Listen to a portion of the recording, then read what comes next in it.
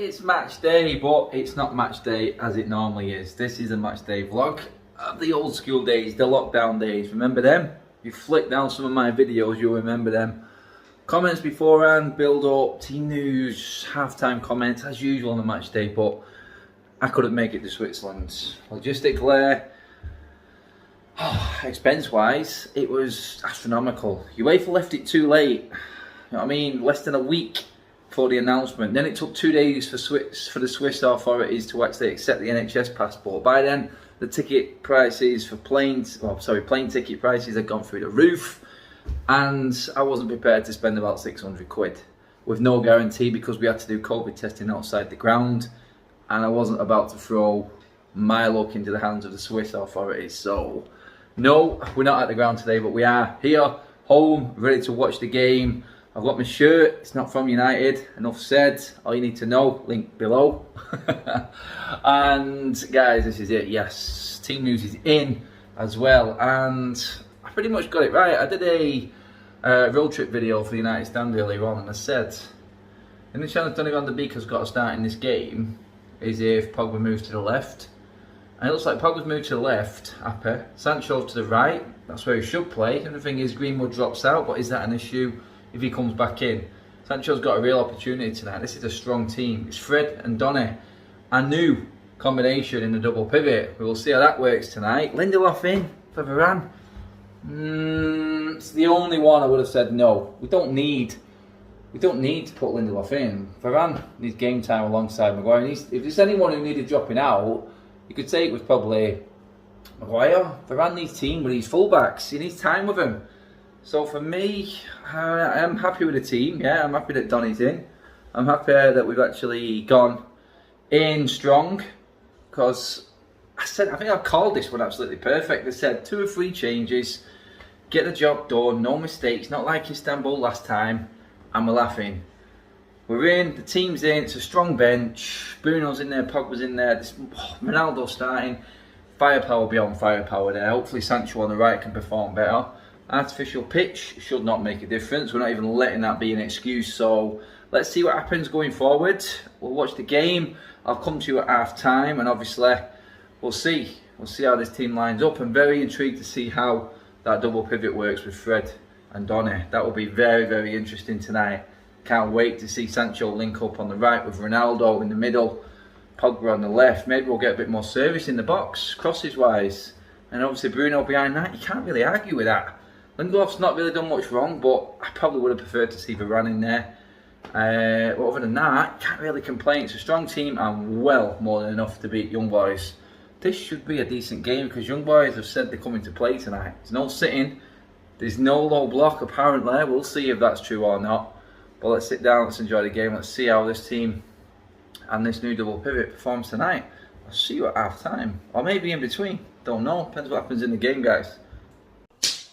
Okay, half time and set off alright, decent enough, passing, controlling the game, Portuguese connection, nails it for us, again, brilliant ball from Bruno, Ronaldo, perfectly timed run, what else can you expect from him? Not much, he just gets it right every time, and now we're looking like we're cruising, and then all of a sudden, Aaron Wan-Bissaka, I know guys, I don't want to sound like I'm digging him out, but I have said this before, he is the weak link in our defence. I said it last week against Newcastle. And I don't want to say I told you so, because it's not a case of that, but the man's control on the ball isn't good enough. He's not good enough going forward. He hasn't got control over the ball. And Aaron Wan-Bissaka on a 3G pitch, then it is kind of a recipe for disaster. And that's what we got tonight. In the end, he could end up costing us.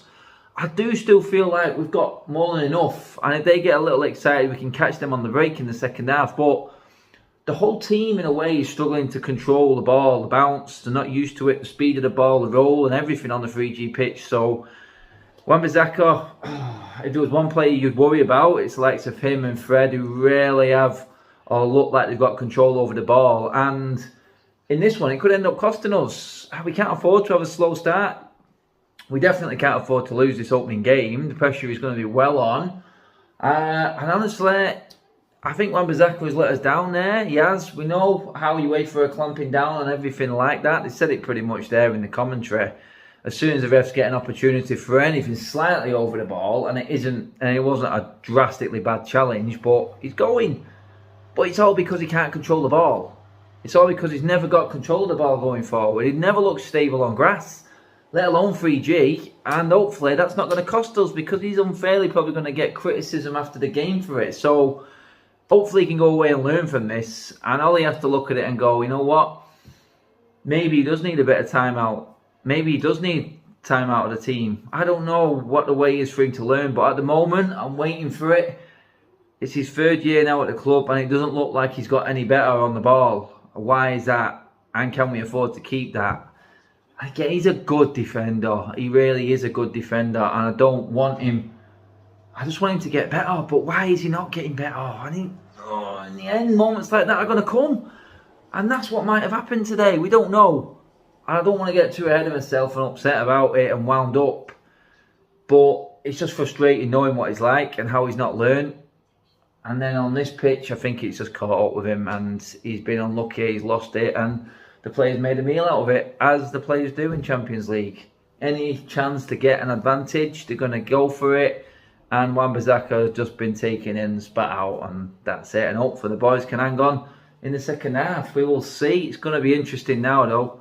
They know how to play this pitch, and they're playing it right now. They're using it to their advantage. So let's see. Oh, it's going to be a tough one, this now. It is going to be juicy, and we'll see if the Reds can hang on. But I still think that we've got an opportunity to get these on the break with a bit of quality. Gutted for Sancho. Stop start to the season, and his time at United continues. Not through fault of his own. He had a bit of a ropey start in this one, but now he's off again. He's got to go back again now. As Greenwood come back in now, and Sancho's missed his chance on the right. It just was a bit of a sour end to the half, but let's see. We're still winning. Ronaldo, Bruno, class. Pogba, just not complete control of it yet, like a few of the others, but I think the chances will come still for us. I think we've got an opportunity still, even though we're down to 10 men. So let's see what the boys do in the second half, and hopefully can hold it out, and hopefully maybe nick another one. 2-0 would be nice. I'd take 1-0 if you offered it me right now, though, honestly. Sorry, you're probably watching this last roundup bit a bit later than probably expected. No, I haven't gone down. I haven't gone and buried myself or gone in hiding. I've just been working on United Stand doing a fan forum there, match reaction, which wasn't pleasant, I'm going to be honest.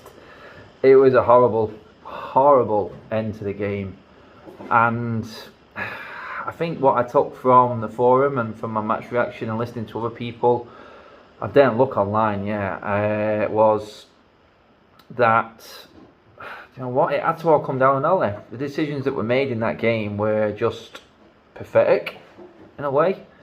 I touched on a couple. I don't want to go over them again. You've probably heard me talk about it on United Stand as well, in terms of the stupid decisions, the fact that we went so defensive so quickly, the fact that we accepted it was going to be a dogfight against a very poor team. No disrespect to the young boys, but poor to our standards. A championship manager managing a team from Switzerland. I mean, where is their league in the world?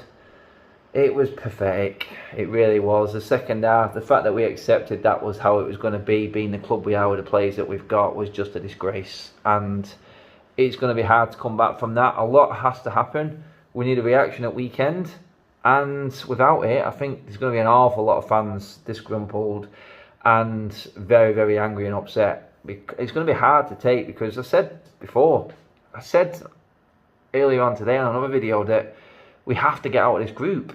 I still do think we have got more than enough to get out of this group. It's scary even thinking about not getting out of this group, and it will be the end of him. With nearly 70% of the fan base, I think it will. Tonight, he got it wrong big time. Can he react from it? We will see. He needs to, and I hope he does. Because we have another abject performance again against West Ham at weekend, against David Moyes, then I think it's going to start to turn on him again. I mentioned it earlier again today. This is where it went south for Ollie last season in the Champions League. That Istanbul result that cost us. Is another poor result against an average team going to cost us again? We will find out. Guys, I am done with tonight, especially. It has been a shocker. An absolute shit show, I'm going to be honest. Can't believe what I was watching in the second half. Can't believe how we set up. Can't believe the substitutions, the mistakes, the fact we couldn't pass the ball, keep the ball, compose ourselves. Everything you'd expect from this team and the quality in it was so far away from being there. It was just ridiculous. And if we don't get a reaction, that will be my major concern. Games like tonight can happen. Of course they can. But it's the reaction now. That's what's important to me. I want to see something against West Ham. I want to see them prove to the fans that, you know, we're not this bad. We had a really bad night and we got it wrong. Fair enough, we made a mistake. But let's put it back. Let's put it right in the next game. It's as simple as that. I'm still angry. I'm going to leave it at that, guys. Don't forget, hit that subscribe button. Hit the share, like button as well. If you want to like me ranting, don't like it for the sake of United's performance. But don't give it a thumbs down either. There's no point in doing that. It's not me who played bad. I'm just reacting like you guys to a shit result. But we move on. 5 more games left in the Champions League. Yeah, it's not dead yet.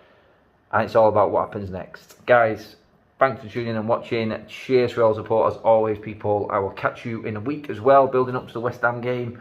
Another road trip coming on that one. And another video before then as well. God, I'm busy. But thick and fast, like we said. Loads of content coming up. Let's hope it's better. God damn it. See you in a bit, people.